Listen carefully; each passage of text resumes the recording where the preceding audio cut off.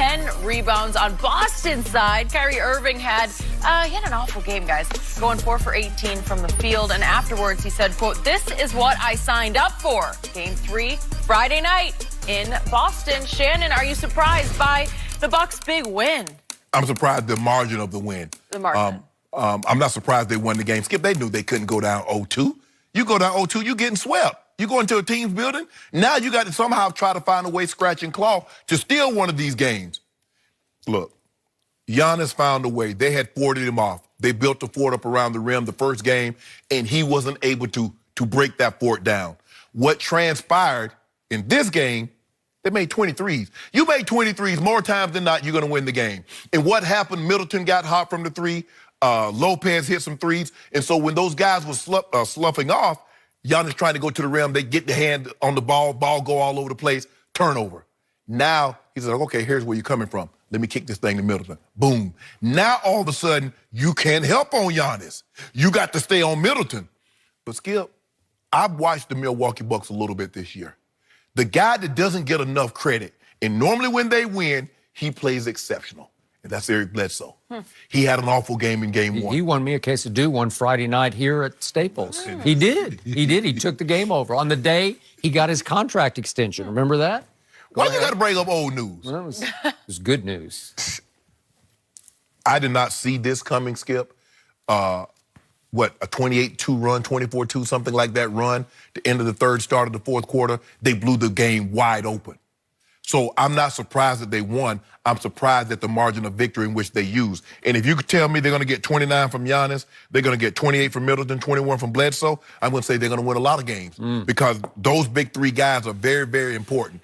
And Giannis was unbelievable. He's finding a way. He hit a couple threes. And if he could do that, Skip, because they're going to slough, they're going to play off him. Because they know he can Euro step from half court and be at the rim dunking. So you don't want him to do that. But if these guys can hit threes around him and guys can't help off, can't help Horford, can't help Baines, Milwaukee can do what we think they can, and that's win this series. So, to Jenny's question, I was stunned by what I saw last night. And I was extremely disappointed in what I saw or didn't see from the Boston Celtics. I said they would win this series. In fact, I proclaimed after game 1 that it was already over. Good. I still think Boston will win it in 6 games, which is what I thought originally. Okay.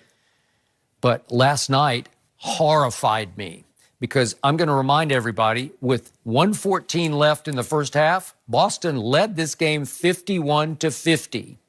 In the first quarter of this game, Mr. Giannis scored exactly no baskets. He didn't make a single field goal in the first quarter. And all of a sudden, the threes started to rain from the sky. And before I could sort of absorb what was happening, the Milwaukee Bucks had taken the most threes they've ever taken in a playoff game and made the most threes. They made 20 of 47 three-point shots, both playoff franchise records, 20 of 47. Well, I'm here to say, if they make 20 of 47 from here on, they're going to beat Boston. They're going to beat whoever else in the Eastern Conference Finals, and they're going to beat Golden State because that's unbeatable. And what astounded me... But they took the second most threes, though, Skip. People don't know that about Milwaukee. They attempted the second most threes. I got it. But this is like 47 is a lot of threes. And once they started falling, once Chris Middleton, who, by the way, did make the All-Star team, once he started making them and he made 7 of 10, then everybody, it was just contagious. And they fell from everywhere, from everybody. And the third quarter was shocking to me because Boston got blown off the map in the third quarter. It was 38-19. Milwaukee made 6 threes in the second quarter and 6 more in the third quarter. Well, that's just hard to deal with. It's hard to fight that off. But now to my man, Kyrie Irving. After I proclaimed him suddenly happy after game 1, I don't know what he was last night. He had an off game. Off game, 4 of 18. Yes. And then I love Rozier when he comes in because he's like a mini, sort of another kind of a Kyrie. And then what happened to him? Look at what they did. So Kyrie went 4 of 18. Rozier went 2 of 10. So that's 6 of 28 combined. That's so Jason Tatum in there. Jason Tatum is missing in action. Oh, what? What has happened to him? what happened to Mamba mentality? He looks more like a garden snake to me, doesn't he? Does he not look like a garden snake? Who is he? Yeah. What happened to that kid last year? Didn't he go to, because that's what everybody does now. They go train with Kobe. Yeah. And Kobe said this. Kobe said I need to pick my left foot up first, then put the right one in front of the left one, and that's how I walk. That's what everybody, because Kobe, Kobe this jobber, he's just this oracle.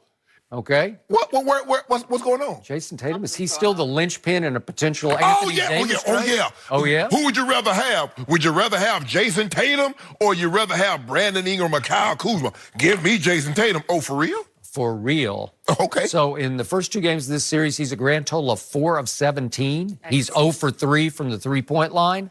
What? But here's the thing.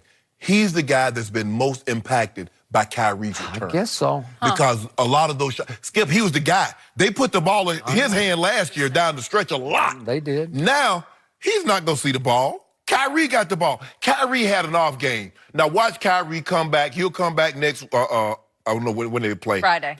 In Boston. And he'll drop 25, 30 with about 7 assists. That's what Kyrie's capable of. He better. Well, Kyrie, he going to dance on him. Yeah. Give Bledsoe some credit now because he lit Bledsoe up the first game. So it appeared to me in the third quarter that Boston finally just threw up its hands and said, okay, if you guys want this badly, we'll just see you in Boston. But right? what you supposed to do? And they just threw in the towel because they're trailed by 31 points. But Skip, what you supposed 31? to do? With all those threes going in, what are you supposed to do? I guess, but you know what? Good teams or great teams or potential championship teams, they don't usually lose. I know there have been aberration games. There was the Memorial Day Massacre, I remember Celtics, Lakers. 84. But usually this doesn't happen. Usually it doesn't get to 31 points when in the first half, you late in the half, you were right there. Right. And it felt like Boston was kind of in charge the whole first half, to me. But Skip, sometimes when a team start raining threes, you look at the guy turn around and look at the bench is like, what you want me to do? I mean, and that's what happened. Middleton is coming down on the break, going between his legs and pulling up. He was. Coach, what you want me to do with that? And listen, this team, when it gets out running, because Boston, if you let them play half-court pack-it-in defense, they're pretty hard to score on. Yes. But if you start pushing it up the floor and take fast break threes that are wide open, all of a sudden the lane is going to clear out for one Giannis Antetokounmpo. Right. And what did he do in the third quarter? He had 15 and 6 rebounds. Yeah. For a lot of guys, 15 and 6 is like a good game, right? Yes. And he had that in the third quarter. But that's the thing, because you can't put the foot around the basket when guys are making threes. No, you can't. So, and he knows, and he did give him credit, Skip. He didn't force it. Hey, I'm a kick. Guy started dropping, and the next thing you know, now all of a sudden I'm one-on-one with Al Horford. I'm one-on-one with Baines. I'm one-on-one with a Jaylen Brown. Yep. Okay, I'll take that matchup. Boston did not kick back. No.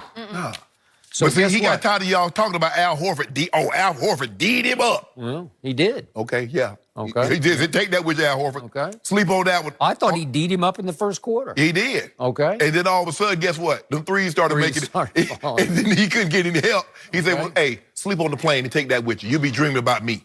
So the shock to me was Boston just imposed its will in game one. And all of a sudden, Milwaukee didn't just win the momentum back. They just grabbed it and seized it and pulled it back, and they're going to take it with them to Boston. Well, if I'm Boston, I feel very good. Yeah, I could choose to be greedy and say, hey, I wanted to be 0-2. But when you go on the road, Skip, the only thing that you can hope for is let me get a split. I get a split, and I get to come home for 2. No, I got Sleep in my bed, my crowd. And role players normally play better at home. Well, I like where I am if I'm Boston. Okay, well, we'll see how Boston handles the pressure, because the pressure just went back on Boston, because all of a sudden, if they don't win game 3, if Milwaukee continues to roll in game 3, then they're in trouble. Yeah. Crazy how much can change in a I know, day. just like boom. When yesterday we thought, oh, it's over, and then we see a team like that in Milwaukee. Giannis. All right, how unhappy is LeBron right now? What is going on with the Lakers front office? Something new every day. We'll tell you next.